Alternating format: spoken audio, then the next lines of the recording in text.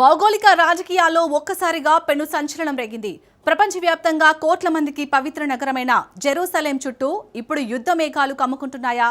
అమెరికాకు అత్యంత సన్నిహిత మిత్రదేశం ఇజ్రాయెల్పై నాటో కంట్రీ టర్కీ దండయాత్రకు సిద్ధమవుతుందా అన్న చర్చ జోరుగా సాగుతుంది.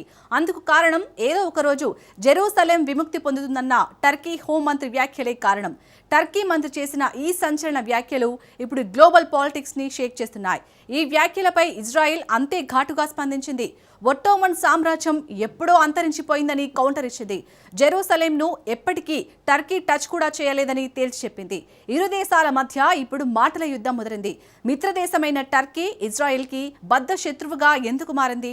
400 ఏళ్ల ఒట్టోమన్ సామ్రాజ్య చరిత్రకు జెరూసలేంకు లింక్ ఏంటి?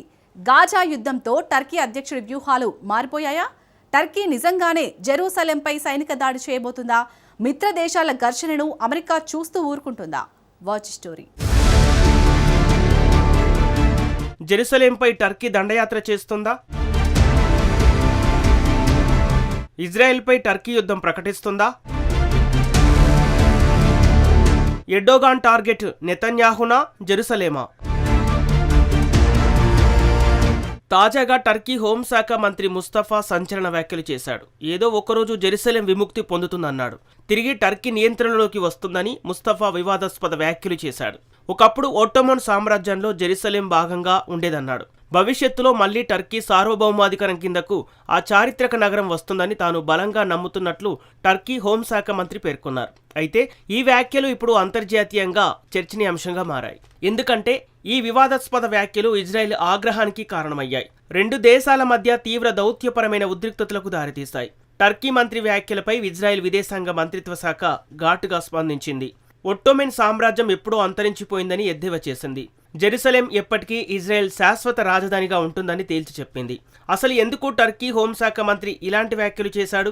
రెండు దేశాల మధ్య మాటల యుద్ధానికి అసలు కారణం ఏమిటి?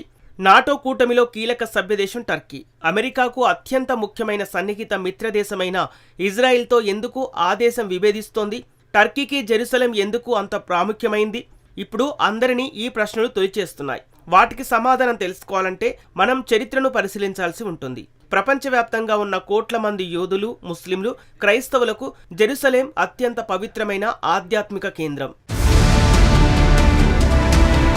క్రీస్తు శకం 1517 నుంచి మొదటి ప్రపంచ యుద్ధం ముగిసే వరకు జెరూసలేం నగరం ఒట్టోమన్ సామ్రాజ్యంలో భాగంగా ఉండేది. అంటే సుమారు 400 సంవత్సరాల పాటు టర్కీలో భాగంగా ఉండేదన్నమాట. అయితే 1971లో ఒట్టోమన్ సామ్రాజ్యం పతనమైంది. ఆ తర్వాత జెరూసలేం నగరాన్ని బ్రిటన్ తన ఆధీనంలోకి తీసుకుంది.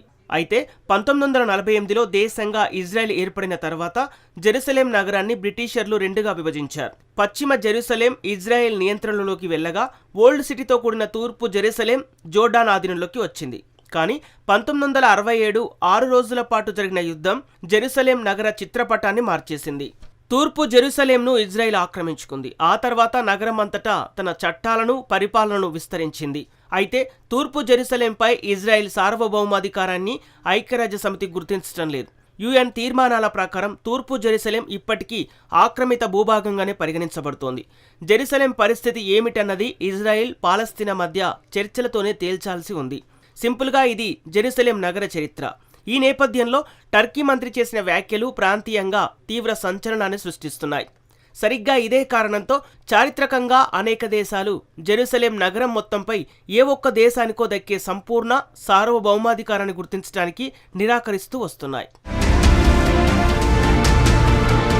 ఫలితంగా జెరూసలేం నగరం ఇజ్రాయెల్కు, అటు ముస్లిం ప్రపంచానికి, ఇటు పాశ్చాత్య దేశాలకు మధ్య ఎప్పుడూ ఒక వివాదాస్పద అంశంగానే మిగిలిపోయింది. టర్కీ మంత్రి చేసిన తాజా వ్యాఖ్యలను కూడా మనం ఈ కోణంలోనే అర్థం చేసుకోవాల్సి ఉంటుంది. తన ఏకే పార్టీ సమావేశంలో టర్కీ హోంశాఖ మంత్రి ముస్తఫా ఈ వివాదాస్పద వ్యాఖ్యలు చేశాడు. డమాస్కస్, అలెప్పో, కరాబాక్ విముక్తి పొందటాన్ని ఎలాగైతే కల్లారా చూసామో దేవుడి దయ వల్ల ఒకరోజు జెరూసలేం విముక్తిని కూడా అలాగే చూస్తామన్నాడు. ఈ వ్యాఖ్యలతో ఇరు దేశాల మధ్య నిజంగానే సైనిక ముప్పుగా మారబోతుందా? నిజానికి ఈ వ్యాఖ్యలను ఇజ్రాయెల్పై టర్కీ చేయబోయే ప్రత్యక్ష సైనిక దాడిగా భావించలేం. ఇజ్రాయెల్పై టర్కీ ఎలాంటి సైనిక చర్యకు సిద్ధమవుతున్నట్లు ఎలాంటి ఆధారాలు లేవు. కానీ ఈ వ్యాఖ్యలను అంత తేలిగ్గా తీసి పారేయలేం. ఎందుకంటే ప్రస్తుత టర్కీ అధ్యక్షుడు ఎర్డోగాన్ హయాంలో ఆ దేశ విదేశాంగ విధానం ఎక్కువగా ఒట్టోమెన్ సామ్రాజ్యం చరిత్ర దాని చిహ్నాల చుట్టూగానే తిరుగుతోంది. టర్కీ ప్రజలు తన ఒట్టోమెన్ వారసత్వాన్ని ఎంతో గర్వంగా భావిస్తారు. అంతేకాకుండా పాలస్తీనా హక్కుల కోసం అంతర్జాతీయంగా గలమెత్తే నాయకుడిగా ఎర్డోగన్ తనను తాను ప్రొజెక్ట్ చేసుకుంటున్నారు. ముస్లింల ప్రయోజనాలను కాపాడే రక్షకుడిగా టర్కీని నిలబెట్టడానికి ఆయన నిరంతరం ప్రయత్నిస్తూనే ఉంటారు.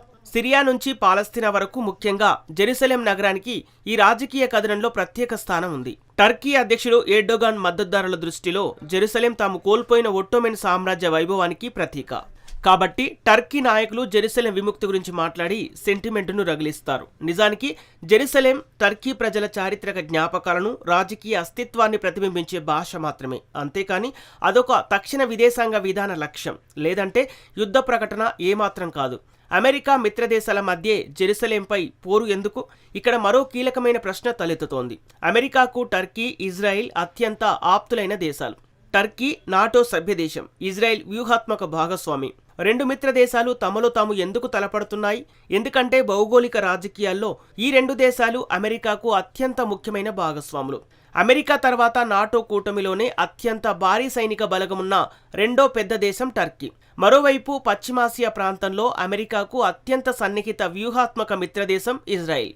ఈ రెండు బలమైన శక్తుల మధ్య నడుస్తున్న ఈ మాటల యుద్ధం ఇప్పుడు అంతర్జాతీయంగా ఉత్కంఠ రేపుతోంది. కానీ నేడు ఈ రెండు దేశాల మధ్య సంబంధాలు గత కొన్ని దశాబ్దాల్లో ఎన్నడూ లేనంతగా పాతాళానికి పడిపోయాయి. అయితే మొదటి నుంచి పరిస్థితులు ఇలాగే లేవు. నిజానికి 1949లో ఇజ్రాయిల్ను అధికారికంగా గుర్తించిన మొట్టమొదటి ముస్లిం మెజారిటీ దేశం టర్కీ కావటం విశేషం. దశాబ్దాల పాటు ఈ రెండు దేశాలు బలమైన నిఘా, సైనిక భాగస్వామ్యాలను కూడా పెంచుకున్నాయి. అయితే ఇటీవలి కాలంలో వీరి సంబంధాల్లో తీవ్ర ఉద్రిక్తతలు చోటు చేసుకున్నాయి. ముఖ్యంగా గాజా యుద్ధం తర్వాత ఇరు దేశాల మధ్య పరిస్థితులు పూర్తిగా మారిపోయాయి. ఇజ్రాయిల్ను అత్యంత కఠినంగా విమర్శిస్తున్న అంతర్జాతీయ నాయకుల్లో టర్కీ అధ్యక్షుడు ఎర్డోగన్ ఒకరు. ఇజ్రాయిల్ ఘోరమైన నరమేధానికి, యుద్ధ నేరాలకు పాల్పడుతోందని ఎర్డోగన్ బహిరంగంగానే ఆరోపించింది. ఇజ్రాయెల్ పాలకులపై అంతర్జాతీయ క్రిమినల్ కోర్టు జారీ చేసిన అరెస్టు వారెంట్లను టర్కీ అధ్యక్షుడు స్వాగతించాడు. బలోప్రయోగాన్ని సిఫార్సు చేయాలని ఐక్యరాజ్య సమితిని కూడా డిమాండ్ చేశాడు. హమాస్ అగ్రనాయకులకు టర్కీలో క్రమం తప్పకుండా ఆతిథ్యం ఇవ్వడంతో పాటు ఇజ్రాయెల్ ప్రధాని బెంజమిన్ నెతన్యాహును జర్మనీ నియంత అడాల్ఫ్ హిట్లర్తో ఎర్డోగన్ పోల్చారు. ఈ ఉద్రిక్తతల నేపథ్యంలో టర్కీ ఇజ్రాయెల్తో వాణిజ్య సంబంధాలను పూర్తిగా నిలిపివేశాడు. అంతేకాకుండా టర్కీ విమానయాన సంస్థలు ఇజ్రాయెల్కు సర్వీసులను కూడా రద్దు చేసుకున్నాయి. అయితే ఇప్పుడు అసలు ప్రశ్న ఏమిటో చూద్దాం. నిజంగానే జెరూసలేంను టర్కీ ఆక్రమించుకుంటుందా? అయితే ఇజ్రాయెల్పై యుద్ధానికి దిగి సైనిక బలగాలతో జెరూసలేంను టర్కీ స్వాధీనం చేసుకుంటుందని ఏమాత్రం కాదు. అలాంటి సైనిక వ్యూహాలు ఉన్నట్లు ఎలాంటి సంకేతాలు లేవు. కానీ టర్కీ నుంచి వస్తున్న ఇలాంటి బహిరంగ హెచ్చరికలు ఒక విషయాన్ని స్పష్టం చేస్తున్నాయి. ఇజ్రాయిల్, టర్కీల మధ్య శత్రుత్వం రాబోయే రోజుల్లోనూ కొనసాగే అవకాశాలు స్పష్టంగా కనిపిస్తున్నాయి. మరి తన ముఖ్య మిత్రదేశాల మధ్య నడుస్తున్న ఈ ఘర్షణను అమెరికా ఇంకెంతకాలం సహిస్తుంది అనేది ఇప్పుడు అంతర్జాతీయ సమాజం ఆసక్తిగా గమనిస్తున్న అంశం.